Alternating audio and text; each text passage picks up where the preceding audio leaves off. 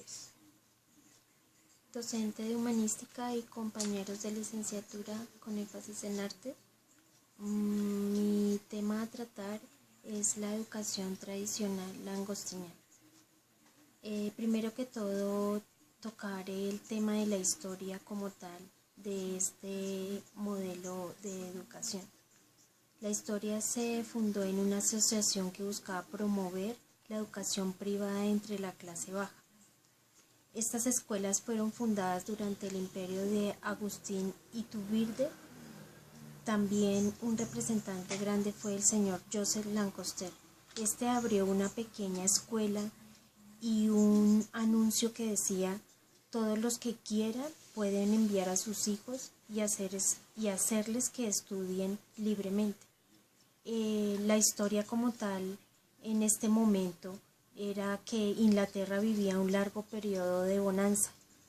Lancaster abrió escuelas en Estados Unidos, en Canadá, en la India y en Sudáfrica.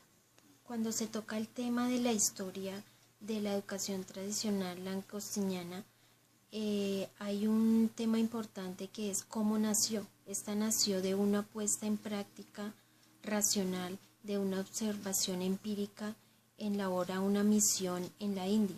El señor Bell contempló sorprendido cómo un niño de la India le enseñaba a leer a otro trazando con una varita. Tal fue este método que se difundió con gran éxito en toda Inglaterra. En esta historia de la educación tradicional, en este momento fue cuando ocurre la Revolución Francesa. Como segundo punto, son los principales exponentes. ¿Cuáles son? El doctor Manuel Codornín, licenciado Agustín Buenrostro, el coronel Eulogio Villamil, el señor Manuel Fernández Agudelo y Eduardo Turmea. El más grande representante es el señor Andrés Ballén. Es un anglicano de 1753 a 1832. Él fue un sacerdote y educador anglicano. Participó en el desarrollo de la escuela lancasteriana. Fue estudiante de matemáticas y filosofía natural. Ya como tercer punto es la teoría general. En esta teoría general se habla del honor de Joseph Lancaster. Es un personaje inglés que a principios del siglo popularizó una teoría pedagógica, la cual era que los niños más avanzados se enseñaban a sus compañeros. En este método, un solo maestro podía enseñar de 200 hasta 10.000 alumnos. Las asignaturas que se impartían era escritura, lectura, aritmética y la doctrina cristiana. Se daban divisas de mérito y castigo con tarjetas de madera que el director colgaba en una cuerda al cuello del niño. Este era un método mutuo. Se dice que es un método mutuo porque los castigaban ordinariamente. Como dije antes, se colgaban al cuello del muchacho o los hacían arrodillarse, poner los brazos en cruz. Hay veces sostenían piedras pesadas en las manos. Entonces, imagínense la magnitud de en ese momento la educación tradicional langostiniana como era. Pero por faltas más serias el estudiante era llevado al director para recibir golpes con la palmera. Aquí es donde muy bien podemos decir que la palabra o la frase que dice la letra con sangre entra. Para un cuarto tema es el agente o el papel docente estudiante, o sea, el rol del docente y como tal el estudiante. Aquí más se ve es como el estudiante. Lancaster decide introducir el sistema de monitores, o sea, los niños que más se veían en un nivel alto académico eran los que manejaban el resto de niños. El resto de niños era 10 o 20 niños que escogía ese monitor. El maestro enseñaba a un grupo selecto de alumnos de edades que los monitores a su vez enseñaban al resto. En este no había interacción entre alumno y maestro como tal. Ahí es donde es un método mutuo.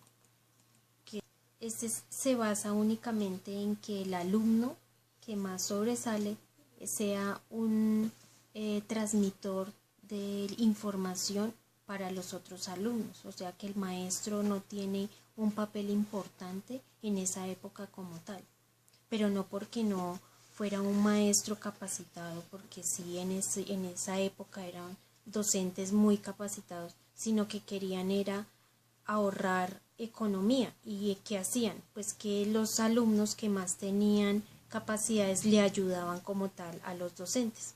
Por eso es un método mutuo. Parte de esta exposición es la didáctica. La didáctica está relacionado con cómo escribían.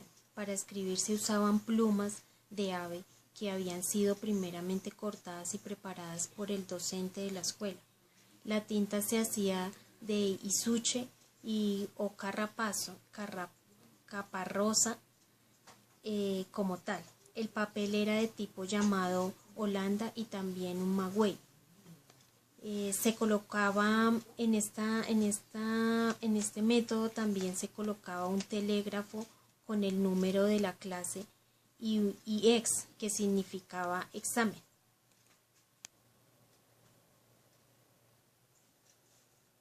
Entonces en las imágenes anteriores podemos mirar y detallar que hay una planta que esa era la que se utilizaba como papel en esa época, y la otra imagen es cómo las plumas de las aves se utilizaban para las herramientas y para como tal escribir cada alumno. En el sexto punto vemos la ejemplificación. Yo lo relacioné con un día en la escuela, los niños, cómo era un día en esa época. Entonces ellos entraban a la escuela, el niño se formaba en línea con sus compañeros de clase para la inspección de cara, manos y uñas. Es decir, les revisaban completamente todo, miraban que los pies no estuvieran con lodo, porque pues las circunstancias o el modo en que vivían en esa época los niños sí tenían, pues no eran de un nivel bajo, entonces tenían que desplazarse y pues los niños así tuvieran que pasar por cualquier obstáculo, los niños tenían que ir muy bien presentados, era una obligación. También se veía el toque de una campanita de bronce. Los niños marchaban al aula y se distribuían en las mesas por clase.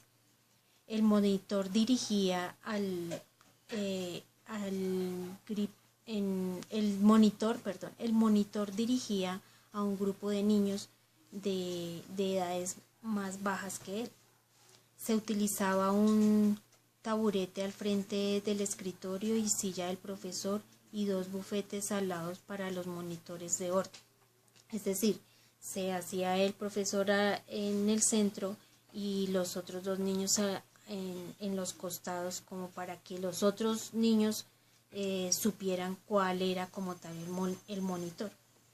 En las primeras clases se daba la A mayúscula y se punteaba en el telégrafo, que era lo que tenían ellos como herramienta, y la mencionaban la letra como tal. Y todos los niños de la clase marcaban la letra anunciando con el dedo que ya habían aprendido a hacer la letra en la arena. Después de eso, las 5 clases siguientes eran para la escritura en la pizarra.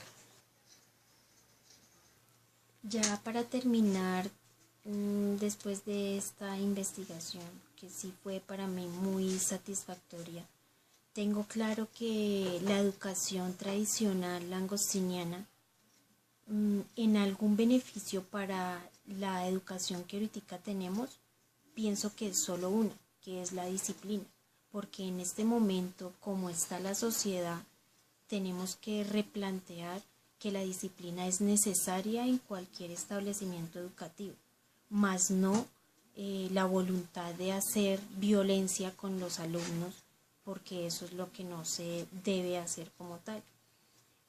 Otra cosa que me llamó mucho la atención es porque dan prioridad a alumnos de, digamos, de más conocimientos, ¿no? El conocimiento tenía que ser para todos de igual magnitud, pero en esta educación tradicional no se ve visto eso, pero pues ya también se puede decir que es por la época, pero sí cabe resaltar que lo que yo opino de esta educación tradicional angostiniana es que en este momento sí se puede llevar en muchos colegios, muchas escuelas, tanto distritales como privadas, que es la disciplina.